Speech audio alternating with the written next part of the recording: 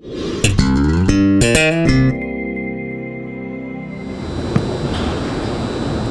I'll answer any questions you may have. You see a little spring in the guy's step this week after a lot of your first teamers getting a day off last week and extra rest? I do, but now it's getting back into the game week mode, the intensity that it takes to prepare. And so being back today and getting back into Tuesday format.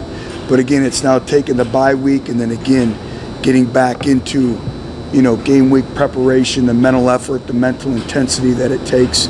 I thought it was a good start to the week, but now we have to clean some things up. Our execution wasn't where it needs to be, but again, it's Tuesday. Which how has Josh responded since Sunday? Josh, Thoughts? what happened Sunday? He didn't practice well. I never said he didn't practice well. You said it wasn't up to. No, I said consistency and performance, which he hears every day. So that's just consistent messaging. And Josh is fine. It's our job as coaches to elevate them.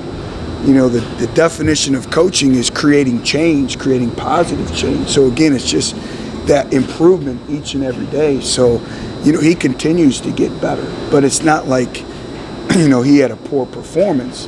It's just, if you want to be great, you expect greatness every day. That's like I read your articles, and I expect you to be great every day, right? No bad articles. So, and you're doing a good job. So.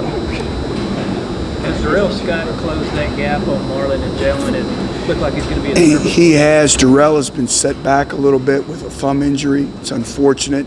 He will be available, but he's going to have a small cast, so that has kind of set back his growth and his development a little bit.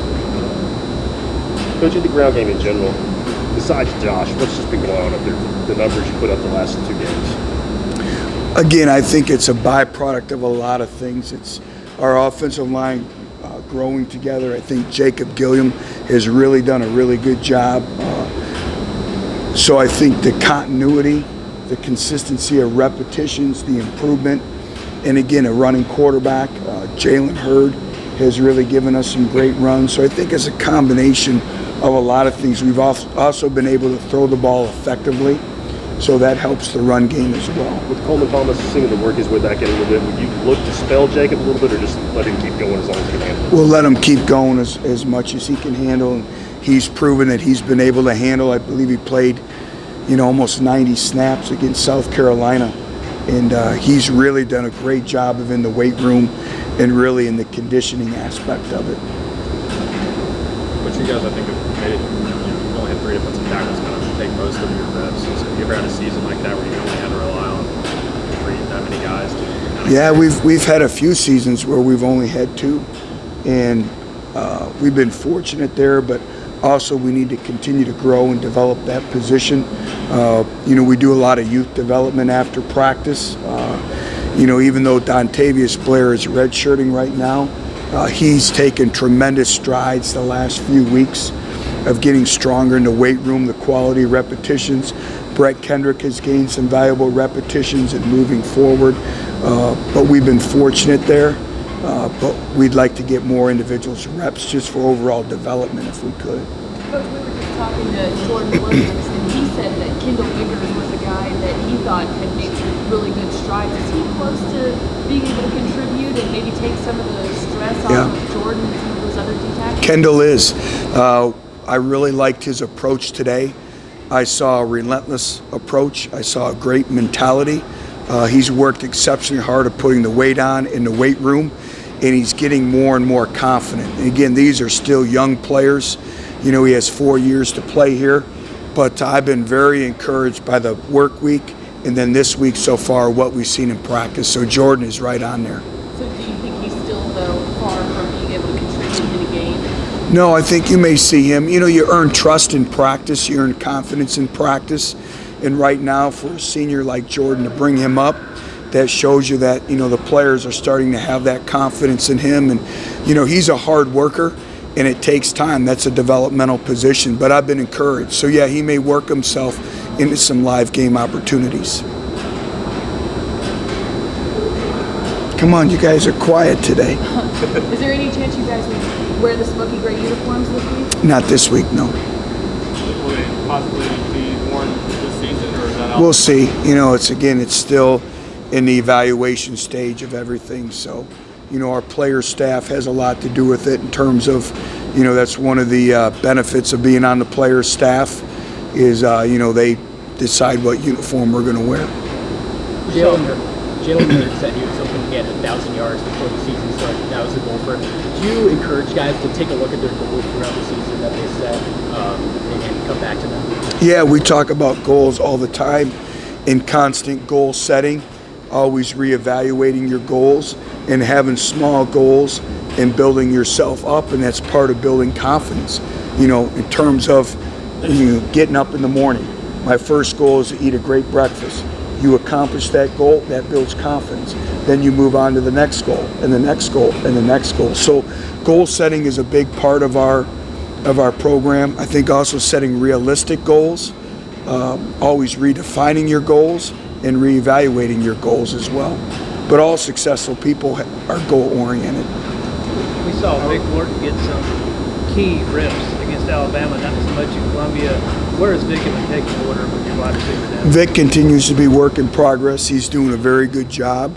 He's been set back. He's been going through that freshman sickness. It was great to have him back out in the field today. And again, it's just now building up his stamina. But Vic is one of those individuals who works hard every single day. And his time is coming. And it's, when you know your time is coming, you don't know exactly when it is. But, like Josh Dobbs, but when that time approaches, you need to take full advantage of it. And Vic works exceptionally hard. He's very competitive. Is the flu still making its way through the team? Slowly, we're getting by that, but there's still some lingering effects. The defensive line really ended on a high note against South Carolina. What do you attribute to the 24 sacks or so you guys have had as a team this year? First of all, everything is stance mechanics.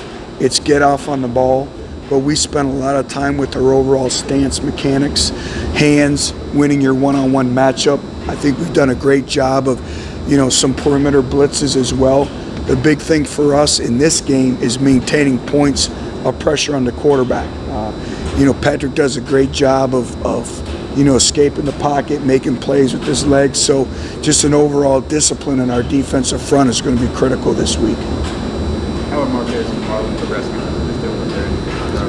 Progressing. They both practiced today. Marlon continues to get better. You see less and less lingering effects, and it's a tribute to him. Marquez, the same thing. So they both practice. And like I said, I wouldn't see anything why they wouldn't play Saturday night. How similar is your team to Kentucky? They brought in a big recruiting class. Just talk about that and the job Stoops has been doing there too. Well, Mark's done a very good job there, and they've improved greatly. And they're fighting for a lot of the same things that we're fighting for. But I'm very encouraged at where we're at in our program. We play the most freshmen, I believe, of anybody in the country in the SEC. I'm proud of our senior class, our older players. You win first with a culture, and that culture is in place. Now we need to continue to develop these individuals, and you don't just get good overnight. It's a process, and there's growing pains that you go when you go through the process. And I'm very encouraged by what I see. I like our mentality. And like I said, you win first with a culture, and that culture is in place. Our players know the standard. They understand the expectations. Are your freshmen as a group starting to hit that wall because they usually didn't play? Do you Yeah. remember prep days, or are you see them turning into sophomores and veterans? They're still freshmen.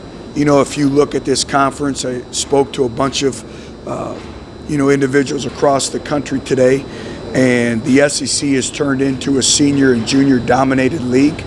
And you look at the teams that are having success, a lot of them are in their, fourth and fifth year with players, and we don't have that luxury here. And we're playing, a lot of youngsters, and they're in vital roles. It's not like they just have a role on one specialty.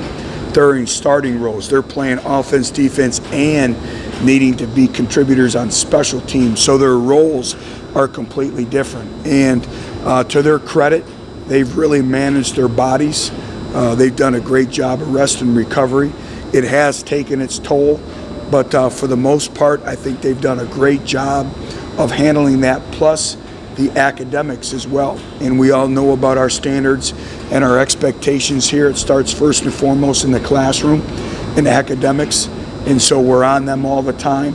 And very, very, missed opportunities in terms of late for tutors, no missed hours at study hall. Obviously we have a standard and expectation. We go to class, and then our style of play on the field. And we've asked a lot of these individuals. Some may be unfair to them, but that's kind of where we're at. And I've been very proud and very pleased with them so far. All right, have a good night.